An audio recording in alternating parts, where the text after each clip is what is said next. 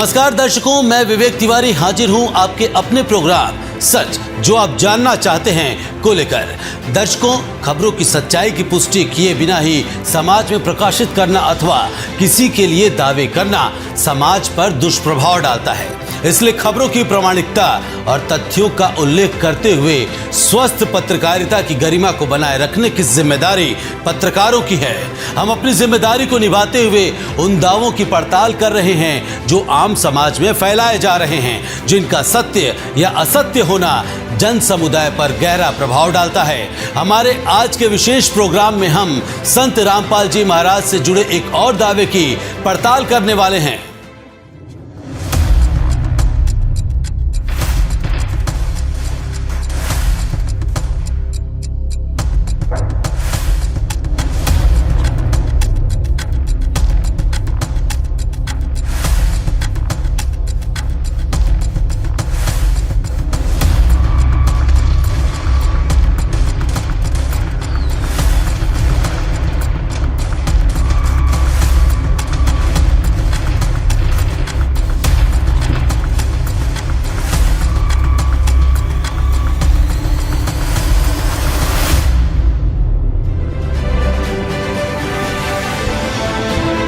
दर्शकों, हमें एक वीडियो मिला जिसमें संत रामपाल जी पूरे कॉन्फिडेंस के साथ यह दावा कर रहे हैं कि ब्रह्मा, विष्णु, महेश नाशवान हैं। मतलब तीनों देवताओं की जन्म मृत्यु होती है। रजोगुण ब्रह्मा हैं, सद्गुण विष्णु और तमोगुण शंकर जी हैं। इसके अलावा दावे में यह भी कहा गया है कि इन तीनों देवताओं की माता देवी दुर्गा जी हैं। यह सुनने में जितना आश्चर्यजनक लगा, जानने में उतना ही रोचक लगेगा। दर्शकों, सबसे पहले आपको संत रामपाल जी महाराज की वह वीडियो दिखाते हैं जिसमें यह दावा किया गया है। रजगुण ब्रह्मा, सतगुण विष्णु, तमगुण शिव जी हैं। इनके जीवनी में लिखा है कि ये नासवान है, इनकी जन्म मृत्यु होती है, दुर्गा इनकी माता है और ये ब्रह्म इनका पिता है। दर्शकों, केवल इतना ही नहीं, संत रामपाल जी द्वारा इस दावे को साबित करने के लिए देवी भागवत महापुराण का हवाला भी दिया गया है। अपने आत्माओं यहाँ थोड़ा सा कंसेप्ट क्लियर करना पड़ेगा, अन्यथा नए नए भक्त आते हैं, वो ये सोचते हैं कि ब्रह्मा, विष्णु, महेश को हमने कभी सुना ही नहीं कि इनकी जन्म और मृत्यु होती है, इनका कोई माता पिता भी है। सबसे पहले आपको दिखाते हैं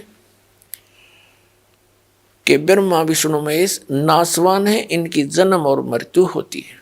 पुण्यात्माओं, ये वही सदग्रंथ हैं जिनको प्रत्येक हिंदू धर्म के श्रद्धालु जो भगवान की भक्ति में विश्वास रखते हैं, सबके घर विद्वान हैं। गीता प्रेस गोरखपुर से प्रकाशित पुस्तकें हिंदू धर्म के श्रद्धालुओं के लिए एक एथेंटिक रिकॉर्ड है। उसमें जो लिखा है वो फाइनल माना जाता है। और हमारे धर्मगुरु ये आचार्य और शंकराचार्य, ये मंडलेश्वर, ये संत ऋषि में ऋषि, ये आज तक ब्रह्मा, विष्णु, महेश की उत्पत्ति नहीं बता सके हमने। इनको जरो अमर बतावे विष्णु जी और शिव जी को, इनका कोई जनक नहीं, इनका कोई माता पिता नहीं। ये खाक पड्डा इन सदग्रंथों को मूर्ख बना रहे थे हमने हजारों वर्षों से। अपना जीवन नाश किया, हमारे सारे पूर्वज भूत बनवा दिए, फिर उनके श्राद्ध निकलवावें, शास्त्र विरुद्ध साधना करवावें और आने वालों को भी नरक में ही ले जाते हैं। अब आपको दिखाते हैं ब्रह्मा, विष्णु, महेश की उन्हीं की जीवनी में क्या स्थिति है, देखिएगा। श्रीमद देवी भागवत यानी देवी पुराण, गीता प्रेस गोरखपुर से प्रकाशित, संपादक हनुमान प्रसाद पोदार चिमनलाल गोस्वामी, और ये यहां से प्रकाशित है 123 पृष्ठ पे। तीसरा स्कंद। भगवान विष्णु अपनी माता दुर्गा की, देवी की स्तुति करते हुए कह रहे हैं, तुम शुद्ध स्वरूपा हो, ये सारा संसार तुम ही से उद्भासित हो रहा है। मैं ब्रह्मा और शंकर, हम सभी तुम्हारी कृपा से विद्यमान हैं। हमारा आविर्भाव यानी जन्म और तिरोभाव माने मृत्यु हुआ करता है। हमारा तो जन्म और मृत्यु हुआ करता है, केवल तुम ही नित्य हो, जगत जननी हो, प्रकृति और सनातनी देवी हो।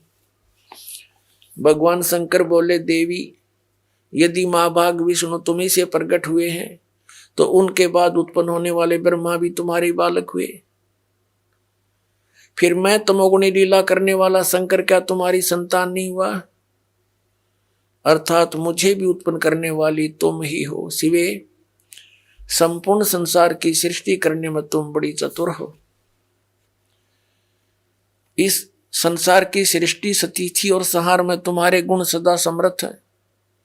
उन्हीं तीनों गुणों से उत्पन्न हम ब्रह्मा, विष्णु एवं शंकर नियमानुसार कार्य में तत्पर रहते हैं। अब इसे यह भी सिद्ध हो गया, तीनों गुणों से उत्पन्न रजगुण ब्रह्मा, सतगुण विष्णु, तमगुण शंकर केवल नियमित कार्य में तत्पर रहते हैं। इस पवित्र सदग्रंथ ने, पवित्र पुराण ने, देवी पुराण ने 5 कंसेप्ट क्लियर कर दिए, 5 पॉइंट कति साफ कर दिए। नंबर 1, दुर्गा देवी ब्रह्मा विष्णु महेश जी की माता है। दुर्गा जी को प्रकृति भी कहते हैं। तीसरा, ब्रह्मा विष्णु महेश की जन्म मृत्यु होती है।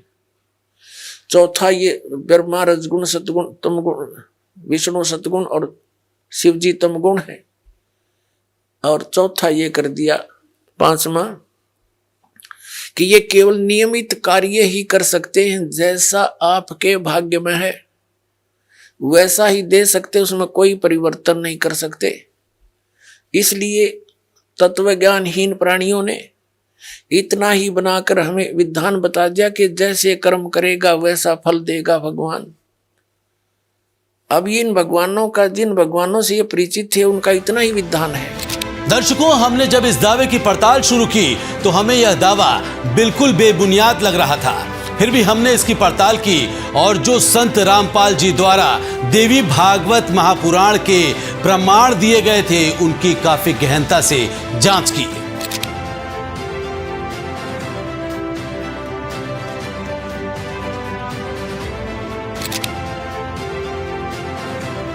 हमने देवी भागवत महापुराण का 3रा स्कंद खोलकर देखा, जिसमें लिखा हुआ था वो भी आपको हम दिखाते हैं। तुम शुद्ध स्वरूपा हो, यह सारा संसार तुम ही से उद्भासित हो रहा है। मैं, ब्रह्मा और शंकर, हम सभी तुम्हारी कृपा से ही विद्यमान हैं। हमारा आविर्भाव और तिरोभाव हुआ करता है। केवल तुम ही नित्य हो, जगत जननी हो, प्रकृति और सनातनी देवी हो। भगवान शंकर बोले, देवी यदि महाभाग विष्णु तुम ही से प्रकट हुए हैं तो उनके बाद उत्पन्न होने वाले ब्रह्मा भी तुम्हारे ही बालक हुए। फिर मैं तमोगुणी लीला करने वाला शंकर क्या तुम्हारी संतान नहीं हुआ? अर्थात मुझे भी उत्पन्न करने वाली तुम ही हो। शिवे, संपूर्ण संसार की सृष्टि करने में तुम बड़ी चतुर हो। इस संसार की सृष्टि, स्थिति और संहार में तुम्हारे गुण सदा समर्थ हैं। उन्हीं तीनों गुणों से उत्पन्न हम ब्रह्मा, विष्णु एवं शंकर नियमानुसार कार्य में तत्पर रहते हैं। तो दर्शकों, वीडियो के माध्यम से जो दावा किया गया है, हमारी पड़ताल में यह बिल्कुल सही है और अपने आप में एक अद्भुत जानकारी भी, जो प्रमाणित तथ्यों के आधार पर है। वास्तव में हमारे ही शास्त्रों में ये साफ लिखा है कि तीनों देवताओं की जन्म मृत्यु होती है, ये नाशवान हैं और तीनों देवताओं की माता जी हैं दुर्गा माँ, जिसे हम सब शेरा वाली माँ भी कहते हैं।